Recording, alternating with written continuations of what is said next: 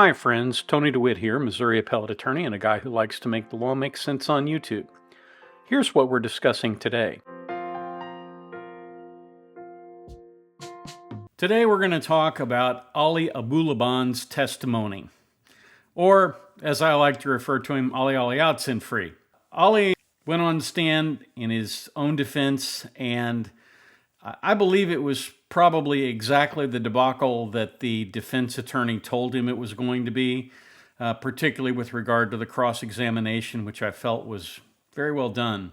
The whole purpose of putting him on is to prevent a conviction for first-degree murder, premeditated murder, and make it sound as if it was the product of sudden passion. You know, oh my goodness, I found this terribly distressing thing and it makes me snap and I kill people. I want to break this down and we'll do it in two phases. The first, we'll take a look at the defense lawyer here in terms of how she sets this up to paint him in sort of a humanizing way. And of course, you know, they start off with the first little bit where he was abused as a child. It was never easy for me. I was born a poor black child. I mean, it's like everybody who's ever killed anybody was abused as a child. To a certain extent, I think juries just tune that out. You know, if you have lived a normal adult life up until the point you kill somebody, then pretty clearly your abused childhood did not figure into what happened the day that you committed this murder. And I think people just intuitively understand that. So I wouldn't waste my time with going into humanizing him by saying, oh, look, the poor child, he was terribly abused. Nonsense. Now, summarizing, for those of you who might not have been watching this trial, Abulaban was married to a gal by the name of Anna, and Anna apparently was not like that character from Frozen who was sort of true blue, the sweet little girl next door. She was kind of a swinger, and she liked a lot of variety in her life, if you understand my meaning. And as a result, their relationship was pretty rocky almost from the get-go. And as a result of that, I think the evidence that came in from his own mouth pretty much established premeditation. I don't know how you could look at it any other way, and I'm sure that's how the prosecution is going to paint it during their closing arguments. But let's start with a little bit here of what happens when, on the day of the murder, that sort of sets the stage for all of this. What did you do after making that video? I started doing coke. I was just on my phone, just contemplating everything, and also preparing to hit the road soon. Lots of times people, when they testify, have little Freudian slips. And I think you could probably point to this statement here as a Freudian slip. I was preparing. Well, what were you preparing for? Well, I was preparing to hit the road. Well, either that or you were preparing to go kill the woman, one of the two. When you say things like that, it makes it more difficult for your defense attorney. And it seems like, in spite of being, I know he was prepared to give this, I'm sure they worked with him and coached him, but in spite of that, he just can't help with the tells that sort of indicate that, yeah, this really was a premeditated murder. At some point, did you decide to send Anna some groceries? I did. What were you thinking in doing that? Around 8 a.m., I figured this would be the time when she would drop off Amira to school. And I knew that I would start hitting the road at some point.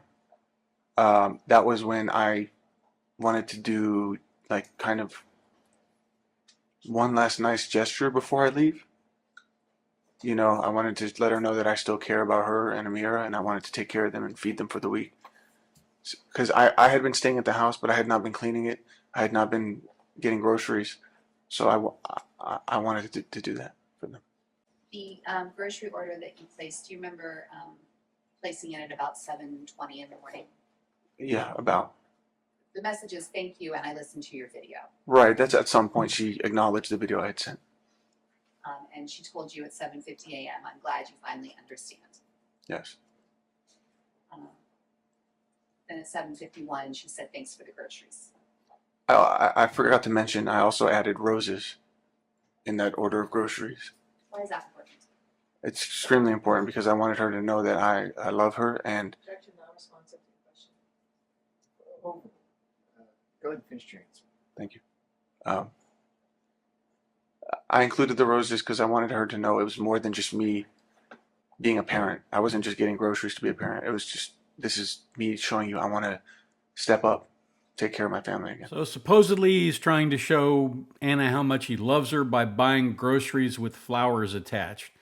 But that doesn't work out really well for him. You decided you needed to go to the apartment to talk to her. Yeah, I thought it was really strange, and I had just given her such a, in my mind, I gave her a beautiful video of me owning up to things. And then I did this nice gesture with the roses, and I'm like, she's still being cold with me. What's going on with that? What did you do when you got inside? Well, at first, I was just observing. I was right at the front door. I immediately noticed all the groceries were on the counter, including the milk, that she had not even taken the time to put it in the fridge. And the first thing I see is my roses, or the roses that I sent, on the counter, and they're crushed. This is what we in the Perry Mason profession call a clue. When you find that the roses that you sent have been destroyed, it might very well indicate that things that your lady is not only a little cold to you, it's that she doesn't want to really accept any kind of gift like that from you, which indicates that, for the most part, you probably shouldn't be involving yourself in a discussion with her at this moment because she's still very upset. And again, this does tend to point toward premeditation.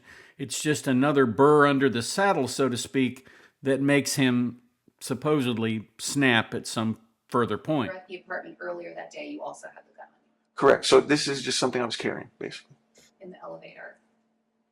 What are you thinking? I'm thinking, oh my God, she's probably having sex right now. I wonder who it is. Hurry up, hurry up. We got to get up there. We got to get up there. I'm thinking that, like, this is happening right now. I need to, like, get there so I can at least hopefully try to prevent it from happening with my presence. And this was his testimony about why he had his pistol on his belt that morning. However, when I had moved out, or when I left the apartment on the 18th, all my expensive belongings were in my Jeep. My Jeep, my iMac computers, my personal property, it's all there laid out in the open. The windows are not tinted. So I wanted to carry conceal in the event that I found a break-in or a robbery or something like that. Well, if you found a break-in, right, something that had occurred, having a gun on your hip is not going to help you when you call the police because you're going to be arrested in California for having a pistol on your hip without a permit. And that's not a good look. And so it sort of minimizes the impact of that particular testimony. And in addition, it's just a lame excuse. You know, I would understand if he kept it in there, if he kept it on him because he was going to stay in the car and sleep in the car and he wanted protection from somebody who might come along and try and break into his car while he was in it. But the idea that he would come back to his car and find it broken into and somehow the gun would be useful to him, that makes no sense whatsoever. And you can't use a firearm to protect property. You can only use it to protect yourself. So again, I don't think his explanations here did him any favors at all with the jury. They recognize or see you. Well, at first, I saw Anna. I couldn't see who the man was because she was kind of leaning forward a little bit to see who's at the front door. So I see Anna, and then the man leans his head forward. He leans his head forward, his eyebrows arched. I immediately identify him as Ray, and he goes like what's up? And for the record, you're moving your head and chin sort of up Yeah. in emotion. Yes, nodding up. You stated that kind of in the way of saying what's up. Did he say what's up? No, he did his usual, like, what's up? What happened next?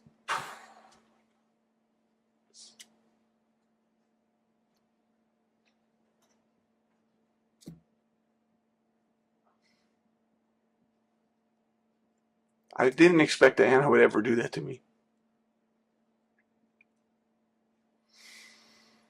Him, of all people. I mean, she knew how I felt about him. She knew how I felt. I was trying to believe her. I was trying to believe that she wasn't cheating on me, that she would let me fix this, because I was sick. I was struggling from drugs and mental illness a lot, but I was trying to fix this. And when I saw that it was him,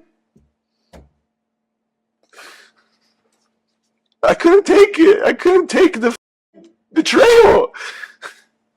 I couldn't believe that she could do that to me, to our daughter. And then before I could stop myself, I just snapped. My gun was in my hand, and next thing I'm shooting, and I can't stop. I'm just shooting. I'm shooting, and I'm even startled. It's like I'm watching it happen. I'm like I'm in the passenger seat of my own body. I can't stop it. And I hear Anna screaming and crying. And I don't even remember shooting Anna. I just remember running back to the front door, and I grabbed the door handle, and then it hit me. I'm like, did that just happen? Now, I've been involved in a lot of trials. I've seen a lot of witnesses testify, and I've seen both real emotion and I have seen manufactured emotion.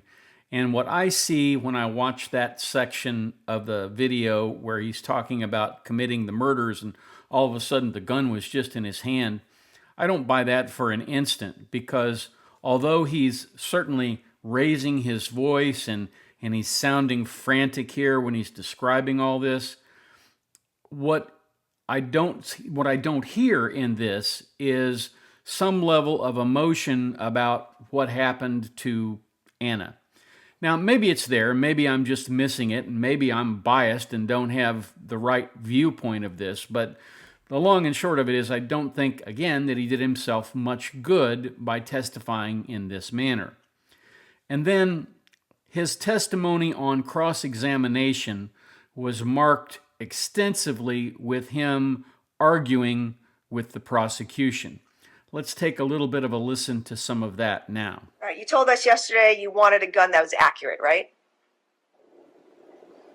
I wanted a reliable gun. Reliable for shooting, right? No, for for dancing. I don't know. Need to answer the question. You wanted a gun that was reliable for shooting, right? Yes. The contempt in his voice when he's answering that question is pretty evident. And then, of course, his quibbling with the prosecutor doesn't do him any good, because he does wind up answering, yes, I wanted a reliable gun for shooting. So again, he's not doing himself any good here. And one of the things that his defense counsel would have told him is, look, if the prosecution is asking you a question and they phrase it in a way that you don't understand, you can ask for clarification. But if they ask you a question, don't argue with them. Just answer the question and answer it to the best of your ability. That's not what he's doing here.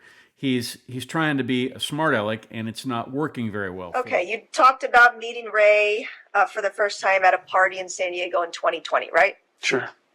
And when you first met Ray, he didn't say to you, "Is that your bitch?" Right? Yes, he did. When he saw you and he saw Anna, the first thing he said was, "You're lucky to have her," right? No. That's what you told Julia, he said. When was this? Okay, I can't ask you a question. Okay. You told Julia that when you met Ray, you were mad because he said, "Oh, you're lucky to have her," right? This is what Julia said, right? I'm asking you that you told Julia that, right? No, I did not tell Julia that. You didn't tell Julia anything about your conversation with Ray. No, I did actually, because she had been seeing him, and I had let her know that I would not be comfortable if she had brought him into the house. But what you told her, you didn't tell her that Ray said, "Is that your bitch?" All you told her, he said, was, "You're lucky to have her." Right? That's what you told Julia. I don't recall the exact words I told Julia, but she knew of what had happened between me and Ray. Did you see what happened there? We went from, I didn't tell Julia that, or I told Julia something different, to, well, I don't remember exactly what I told Julia.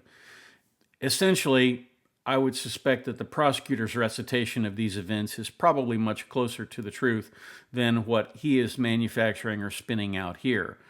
But again, the jury will determine that on when they get this case. The comment by Ray, "You're lucky to have her," translated to you that he wanted to sleep with her, right? Or that he had his eyes on her. Right. But he never actually told you that, right? No, but body language plays a big part too. What, you're not answering the question. Ray never told you he wanted to sleep with Anna, right? No. Again, he fights with the prosecutor over what the language means, and he adds the part about body language, and she does exactly what lawyers are trained to do in that situation. She pulls him immediately back to the question. He never told you that, did he? And of course, he winds up admitting at the end, so all of that quibbling doesn't do him any good, and it just makes him look like he doesn't want to tell the truth when the prosecutor is asking him questions. So what he should have said is, no, he didn't tell me that. But that's not what he did. Right? That's just something that you're now telling us, oh, Ray said, is this your bitch? Because you're trying to paint him as a bad guy, right? No. I actually tried to be his friend. Call me crazy, but shooting somebody several times doesn't exactly strike me as an oath of friendship. It sort of seems a little different than that. Again, the prosecution is scoring points one right after another with these questions, and his attempts to try and diffuse that by saying, no, I actually like the guy. Well, at the end of the day, clearly he didn't like the guy, and he'd already testified that he didn't like the guy because he told Julia that he did not want Ray in the house. Even after. And he actually was nice to you, right? He made a comment on your Instagram about someone in your life passing away, and he said sorry for that, right? I believe so. I also DM'd him one time when he was in Mexico, and he... Objection, non-responsive. Sustained. All right. We skipped the question. He answered the question. He answered it. Okay. But what happens when the question is like forcing me to say something specific? Well, that's part of the question. She's asking specific questions, so just answer the specific Right. questions. Next question. So finally, the judge has to step in here and tell him, look, you can't keep arguing with the prosecutor. She's asking specific questions. You don't get to add to the answer beyond what the question calls for. That's what redirect is for. And for that reason, the judge is holding him to the rules and saying, look, you know, if she asks you a specific question and she's forcing you to say something specific, well, if that's what the truthful answer is, that's what you're going to have to do. A lot of people think they can get up there and spar with the prosecutor, but they've been down that road multiple times. They know how to stop it. And unfortunately for this gentleman, or perhaps fortunately for the jury, the rules work in favor of getting to the truth through good leading questions. You were interested in the limelight, right? Sure. Right. And media attention Sure. and fame, Sure. okay? And you're an actor, right? It's what you did, Content creator. right? I wanted to be an actor. Right? But you did a lot of impressions, right? Yes. You're a good actor, right? To a certain degree, but not good enough to be in a movie. Well, I don't think. Okay. And so you also were interested in being here because that would help your career, right? Being where? Being on the West Coast. Oh, I thought it'd be easier to collaborate with LA content creators. Yes. But you're blaming Anna as like the sole reason, as the person who dragged you here, but you wanted to be here, right? No, I did want to be here. And with that little vignette, you have a pretty good picture of what the prosecution's cross-examination was like. They'd ask a question, he'd sort of spar with them a little bit, and then he'd give them an answer, and then he tried always to add stuff at the end of the answer to sort of explain it and take the heat out of it. But in large measure, it more or less fell flat. This is why defense attorneys tell their clients, you should not testify. And they say, but I've got to tell my story, otherwise I'm going to get convicted of premeditated murder. And of course, unfortunately, or again, fortunately, depending on how you view it, for the defendant in this case, if the facts support premeditation, and it certainly appears to me that they do, all of the I snapped kind of testimony is not necessarily going to be something that the jury falls for. Now, obviously, a lot of what the defense did on direct examination was paint Anna as this really evil person who liked to do things with other people and make her husband mad. that she wasn't a good mom, that she left the milk out. I mean, all of these things go to paint her in a bad light, but blaming the victim is never a credible strategy in a murder trial. It's like, well, the darn fool just jumped in front of my bullets. No, that isn't what's going to work. What's going to work, if anything, is to lay out in credible fashion, not an incredible fashion, lay out in credible fashion why you snapped, why what happened happened. And I don't think he did a very good job of making that case in this instance. At any rate, that's what I have for you today. I thought it was an interesting little way to show the two examinations and explain what was going on. If you have any questions, drop them in the comments down below. And of course, you can always email me at the address above. Like, share, subscribe, all that stuff. And again, if you have the opportunity today, do something kind for someone. And then come on back here tomorrow and catch us down at the beach, and we'll talk about something else interesting.